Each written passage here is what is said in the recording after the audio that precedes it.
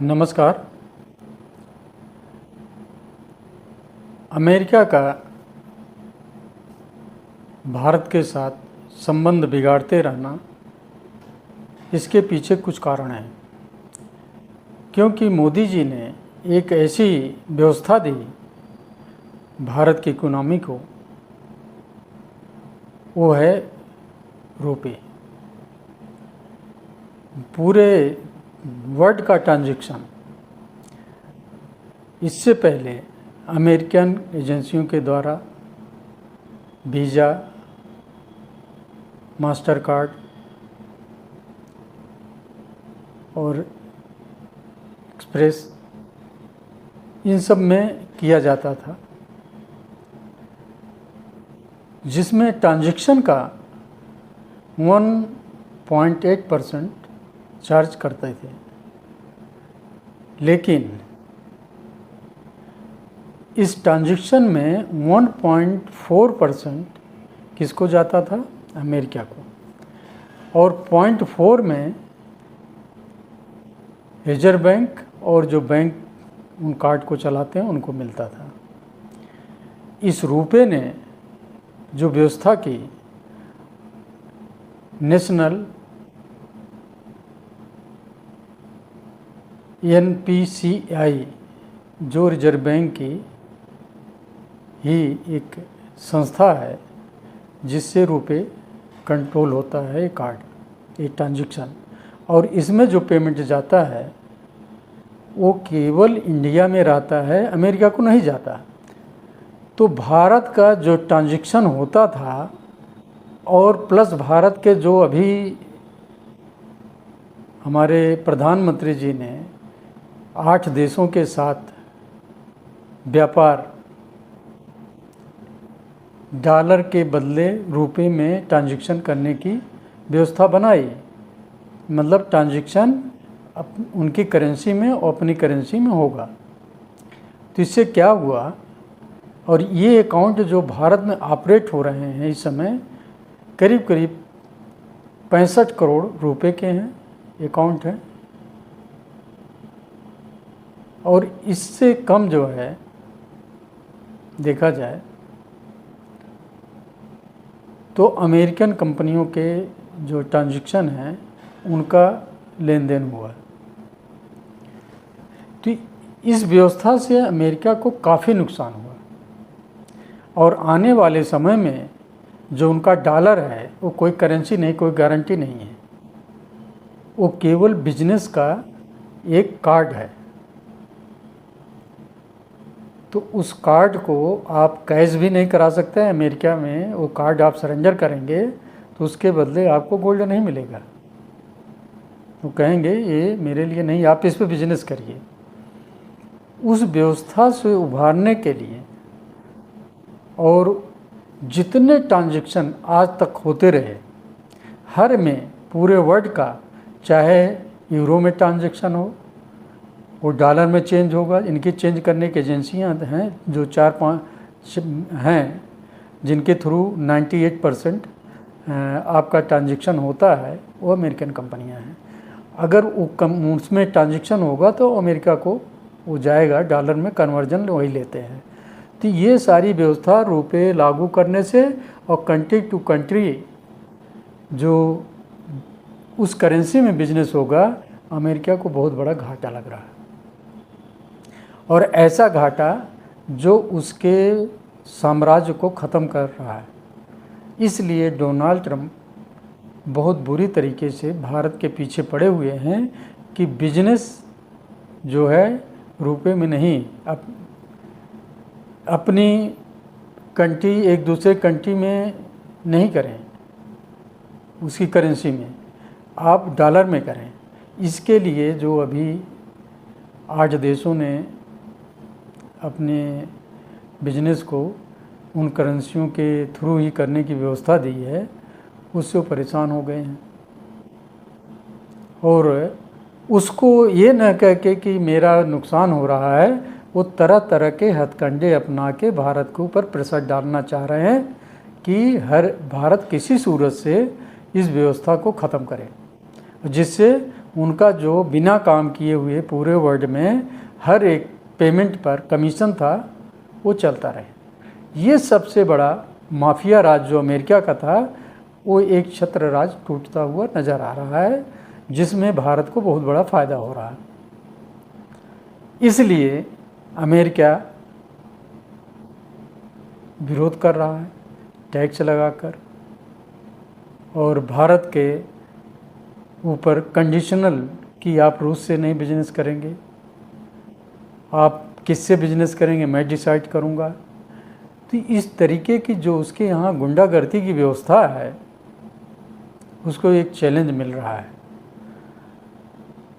अब हमारे देश में लोग जो हैं उनके कहे हुए शब्दों पे चले जाते हैं कि हम टैरिफ बढ़ा देंगे, तो लोग कहते हैं भारत बर्बाद हो जाएगा। कोई बर्बाद नहीं होने वाला है, भारत की कोई बर्बादी नहीं होने वाली है। बर्बाद होगा तो अमेरिका होगा, क्योंकि वर्ल्ड के बहुत से देशों की आँख खुल गई है कि अगर हम एक दूसरे के देश के बीच व्यापार अपनी अपनी करेंसियों में करते हैं तो बीच की मार्जिन लेने वाला अमेरिका निकल जाएगा, जो इसका कहीं लेने देना नहीं था। ये पूरे वर्ल्ड के बहुत सारे देशों को अब ये समझ में आने लगा है। इसलिए अमेरिका को लगा कि भारत ने रास्ता दिखा के हमारे बहुत बड़े नुकसान को पहुंचाने की कोशिश की है। अब वो ये बहुत बड़ा नुकसान अमेरिका का जो है ट्रांजैक्शन का और डॉलर का जो अपना एक बिजनेस का कार्ड था, बिजनेस गारंटी था कि इस पे बिजनेस करेंगे तो कहीं भी चलेगा, वो भी ख़त्म नज़र होता आ रहा है। इसलिए वो बहुत परेशान है। दूसरा आता है, आप एक और ट्रांजैक्शन के देखिए, अगर हम इनके ट्रांजैक्शन को देखते रहें 1.5% 1.8% का, तो 1 रुपया जो है दिन में अगर 100 रुपया चलाओ तो वो अगर 10 बार 100 बार ट्रांजैक्शन हो तो एक ही दिन में ख़त्म हो जाता है, अमेरिका की कमीशन बन जाती है। तो इसी तरीके से अगर हम करेंसी में काम करते हैं तो करेंसी उतनी की उतनी रहेगी, उसमें ज़्यादा नुकसान नहीं होगा। वो किसी को लो किसी को दो, वो केवल मार्केट के वैल्यू जो घटेगी बढ़ेगी उससे होगा, लेकिन उसमें कमीशन के थ्रू उसकी वैल्यू कम हो जाए वो नहीं होगी। ये सारे जो हिडन पॉइंट्स थे और जिसके थ्रू भारत का काफ़ी बड़ा धन अमेरिका के खाते में जा रहा था, उस पर रोक लग गई। अब वो परेशान है और परेशान होने के बाद अब उसने कभी ऑपरेशन सिंदूर बंद कराएगा,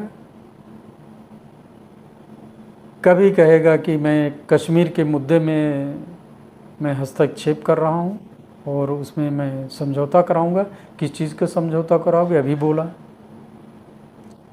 कश्मीर के मुद्दे में मैं बिचौलिए का काम करना चाह रहा हूँ। किसकी तरफ से करेंगे? भारत तो इनवाइट नहीं करा, ये पाकिस्तान की तरफ से करेंगे। हर एक बात जो है वो भारत के ऊपर प्रेशर बनाने के लिए किया जा रहा है। ऐसे में अमेरिका का अगर रक्षा सौदा होता है तो वो कितना सुरक्षित होगा। आपने देखा F-35 में किस तरीके से व्यवस्था दिया है कि इसको चाहे तो बंद कर दे। हाँ, इसी सारी चीज़ों को लेके उसको लग रहा है कि भारत एक ऐसी मोड़ पर पहुंच चुका है जिसके द्वारा वर्ल्ड के बहुत सारे देश प्रभावित हो रहे हैं और अमेरिका का बिजनेस हित जो था वो हित हो रहा है। जो अमेरिका की करेंसी ट्रांजैक्शन की सुपरमेसी थी वो ख़त्म हो रही है।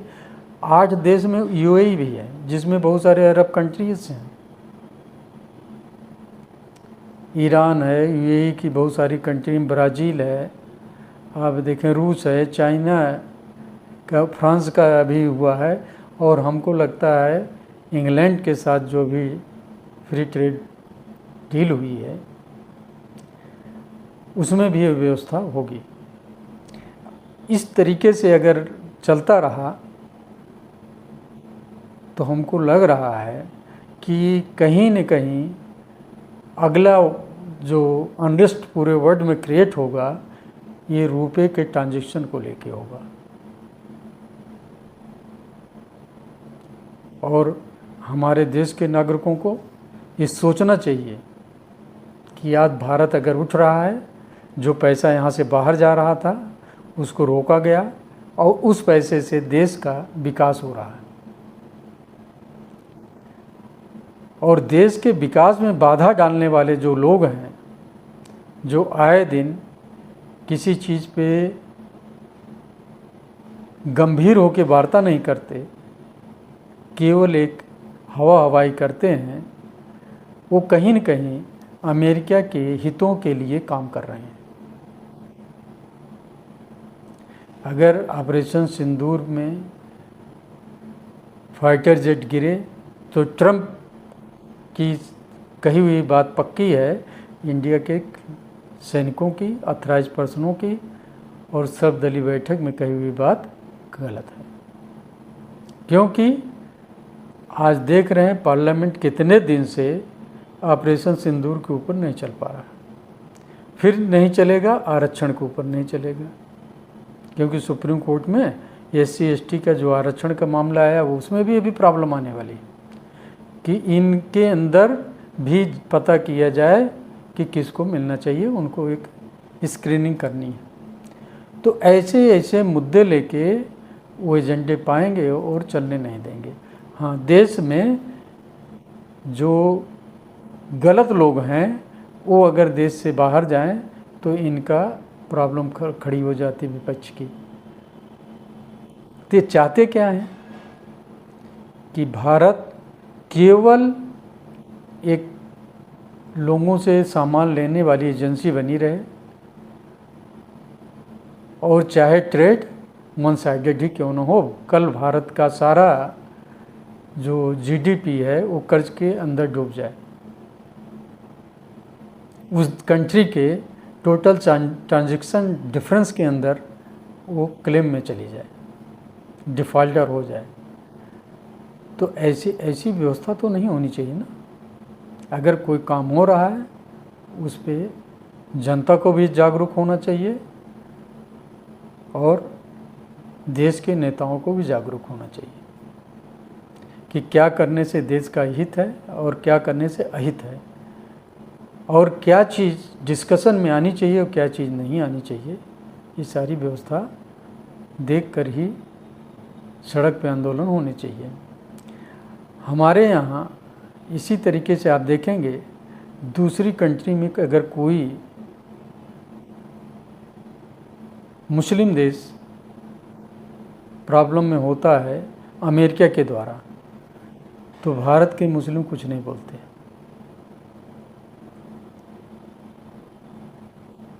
और अगर कोई हिंदू बांग्लादेश में परेशान होता है तो भारत के मुस्लिम की सिंपैथी कहीं नहीं है। केवल उन्हें मुस्लिम दूसरी कंट्रियों में कहीं भी हो, चाहे आप देखें गाजा में हो, यूक्रेन में हो, ईरान में हो, सीरिया में हो, तुर्की में हो, पाकिस्तान में हो, ये वहाँ पर सिंपैथी पैदा करने के लिए, विरोध करने के लिए खड़े होंगे। तो ये कहते हैं मानवता के लिए मैं खड़ा हूँ। तो क्या बांग्लादेश में हिंदुओं का नरसंहार मानवता से नहीं जुड़ा था? इसी तरीके से पाकिस्तान में हिंदुओं को धर्म परिवर्तन करा के मार कर और अल्पसंख्यक से जीरो करने की जो व्यवस्था दी गई है वो क्या मानवता से नहीं जुड़ा है? क्यों नहीं इनका विरोध चलता? ये भी कहीं न कहीं अमेरिका के उन हितों के लिए काम कर रहे हैं जिसके लिए मोदी जी नहीं चाहते,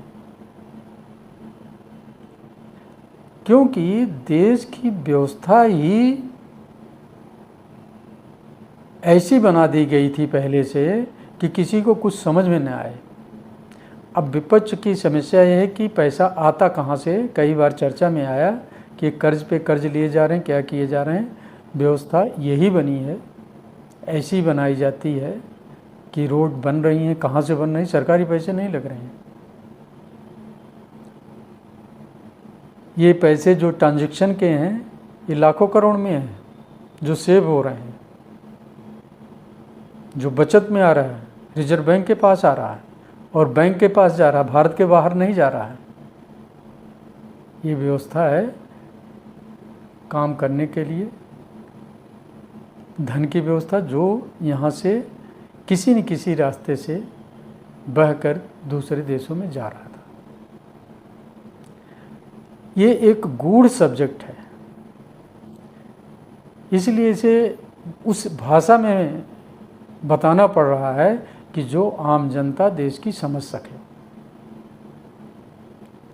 आज अमेरिका धमकी दे रहा कि भारत में अमेरिकी व्यापारी यहाँ अपने इंफ्रास्ट्रक्चर नहीं लगाएंगे तो टैरिफ वही होगा, वो बेचेंगे कहाँ।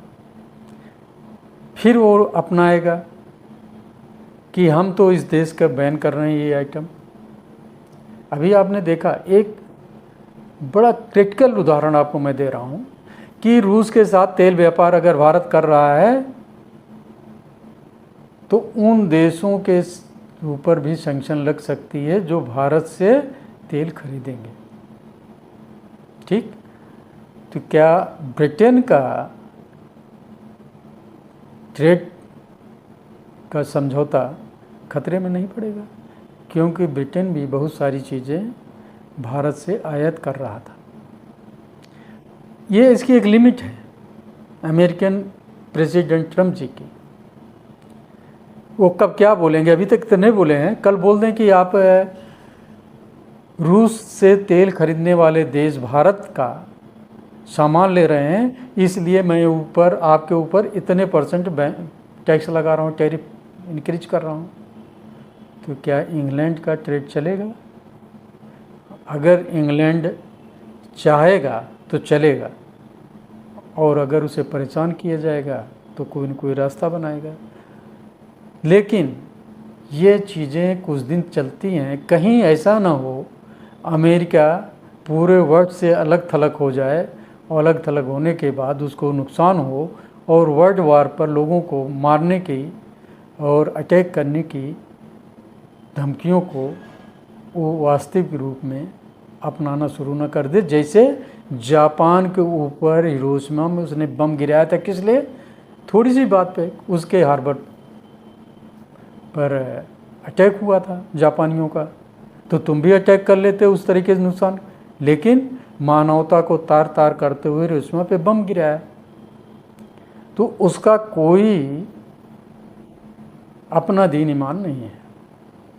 ऐसे में अमेरिका के ऊपर विश्वास, अमेरिकी व्यवस्था के ऊपर विश्वास अब पूरे वर्ल्ड में बहुत सारे देशों का उठता चला जा रहा है, और जो वो देश हैं वो केवल भारत को एक अपना नेतृत्व के रूप में देखना चाहते हैं। ये आज देश की राजनीति और विदेश नीति की बहुत बड़ी जीत है, और हमारे भारतीयों को इस पे गर्व करना चाहिए। और देश का भविष्य इसी पर है कि हम वर्ल्ड में अपना एक अस्तित्व रखें और अपनी शर्तों पे अपना बिजनेस, अपना स्वाभिमान रखें। इसी के साथ नमस्कार, धन्यवाद।